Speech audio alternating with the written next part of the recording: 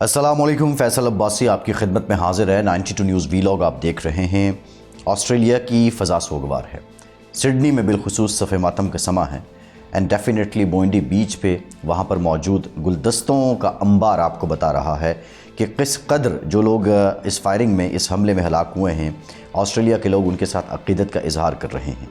जो पिक्चर खुल रही है वो देखते हुए बहुत से मंजर सामने आ रहे हैं। भारत का किरदार क्या है? साजिद अकरम कहाँ पैदा हुआ? साजिद अकरम ऑस्ट्रेलिया तक कैसे पहुँचा? साजिद अकरम शिद्दत पसंद कैसे बन गया? और साजिद अकरम के पीछे कौन कौन से अनासर कार फरमा थे? और फिर बाप बेटा दोनों एक डगर कैसे चल पड़े? ये किसी एक दिन की बात नहीं है, ये सालों पर मुहित कहानी है। आज के वीलॉग में इस बारे में आपके सामने बात रखूँगा, लेकिन उससे पहले जो मैं आगाज़ में बात करना चाह रहा हूँ कि दहशतगर्दी का इफरीत जब किसी मुल्क में आता है तो उसमें क्या होता है, वो आपसे और मुझसे बेहतर कोई नहीं जान सकता।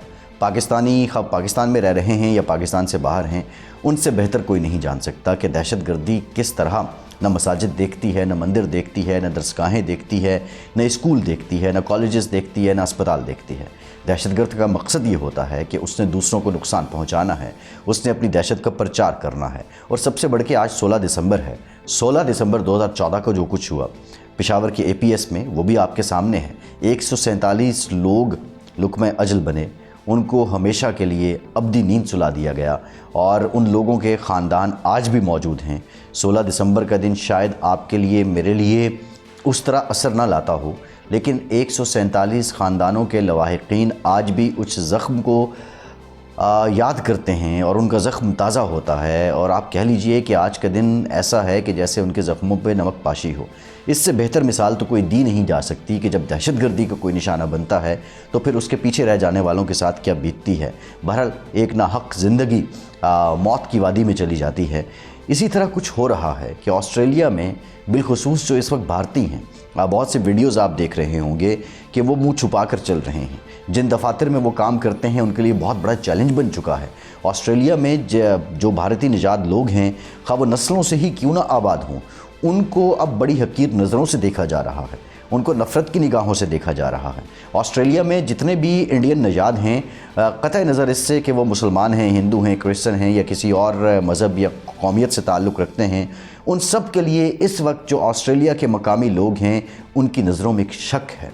और वो शक इसलिए है कि जब ये कहानी खुली कि साजिद अकरम 1998 में ऑस्ट्रेलिया आता है, अतालवी ख़ातून से यहाँ शादी करता है, फिर उसका बेटा नवीद अकरम उसके साथ मिलके यहाँ रहने वालों को निशाना बनाता है।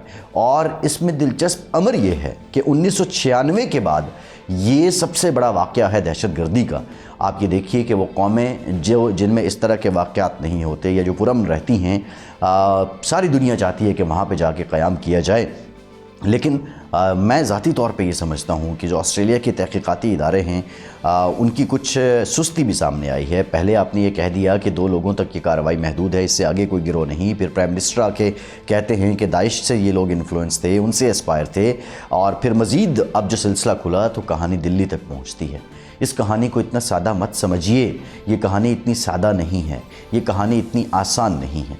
कनाडा में सिख रहनुमाओं का कत्ल हो, अमेरिका में एक साजिश पकड़ी जाती है कि सिख रहनुमाओं को भारतीय सफारत खाने में बैठे लोग कत्ल कर रहे हैं।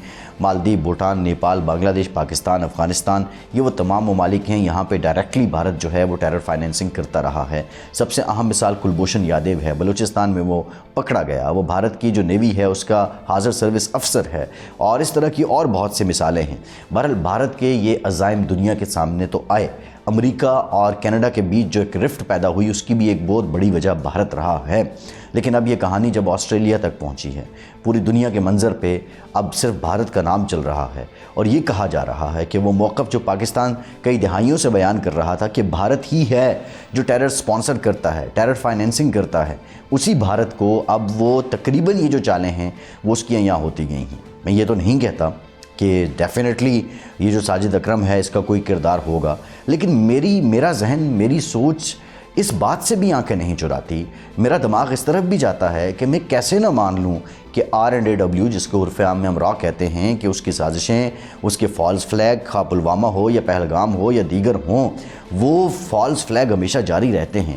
میرا دل دماغ یہ کہتا ہے کہ 1998 میں یہ ساجد اکرم شاید آج ہی کے دن کے لیے نہ بھیجا گیا ہو کہ اس نے جا کے وہاں کچھ کرنا ہے۔ اب تو خیر یہ تحقیقات پتہ چلیں گی۔ بظاہر تو بھارت کی جانب سے یہ موقف آیا ہے کہ یہ شخص اپنی فیملی سے بھی ڈسٹینس تھا، اپنی فیملی کے ساتھ بھی رابطے میں نہیں تھا، لیکن بھارت اس شخص سے ایسے لا تعلق ہو نہیں سکتا۔ آپ کے پاسپورٹ پہ فلپائن جاتا ہے، وہاں پہ جو عالمی میڈیا رپورٹ کر رہا ہے اس کے مطابق یہ شخص وہاں اپنے بیٹے کے ہمراہ شوٹنگ کی ٹریننگ لیتا ہے، پھر اس کے بعد یہاں واپس آتا ہے، یہ کارروائی کرتا ہے۔ اور بھارت کے عزائم کیا ہو سکتے ہیں آسٹریلیا کو نقصان پہنچانے کے لیے؟ آپ ایک بات کو یاد رکھیے، بھارت کا اس وقت اگر کسی کے ساتھ مثالی گٹھ جوڑ ہے، اس کا کسی کے ساتھ ایک آئیڈیل نیکسس ہے، اس کے مثالی مراسم ہیں، تو وہ اسرائیل ہے۔ اور آسٹریلیا یہ اعلان کر چکا ہے کہ وہ فلسطین کو آزاد ریاست کے طور پہ تسلیم کرے گا۔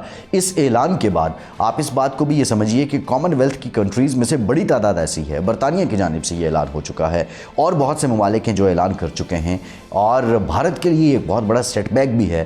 نیتن یاہو اور مودی میں بہت سی مماثلتیں ہیں۔ نیتن یاہو اور مودی کی مماثلتوں کو بھی جب ہم سامنے رکھتے ہیں، اس ٹیبل پہ جب میں رکھتا ہوں تو مجھے سمجھ آتی ہے یہ وہی عزائم ہیں۔ تو آپ کیسے کہہ سکتے ہیں کہ یہ آسٹریلیا کو بھی ایک طرح سے زج کرنے کی کوشش نہیں کی گئی ہے؟ بہرحال یہ کہانیاں اب دنیا کے سامنے ہیں۔ میری گزارش ہے پاکستان کے جو ارباب اختیار و اقتدار ہیں، اس کو موقع کو غنیمت سمجھیے۔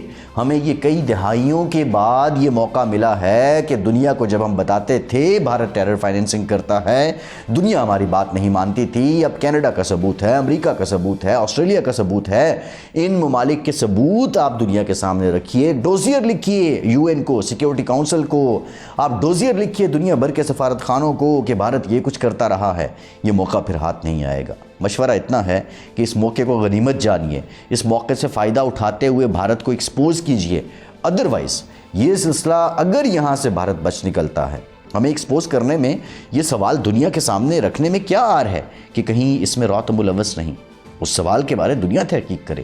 آسٹریلیا کی تو تحقیقات جو ہیں میں ذاتی طور پہ سمجھتا ہوں کہ وہ اتنی مجھے اس طرح ایفیشینٹ نظر نہیں آ رہی ہیں۔ اس کی ریزن یہ ہے کہ پورا امن ملک ہے، اس طرح کے واقعات ہوتے ہی نہیں ہیں۔ لیکن بہرحال دنیا بھر میں جو ایجنسیز ہیں جو اس سے متعلق کارروائی کرتی نہیں ہیں، یہ بھی عین ممکن ہے کہ آنے والے دنوں میں آسٹریلیا آج جو دنیا کی بڑی تحقیقاتی ایجنسیز ہیں ان کی خدمات بھی حاصل کر سکتا ہے۔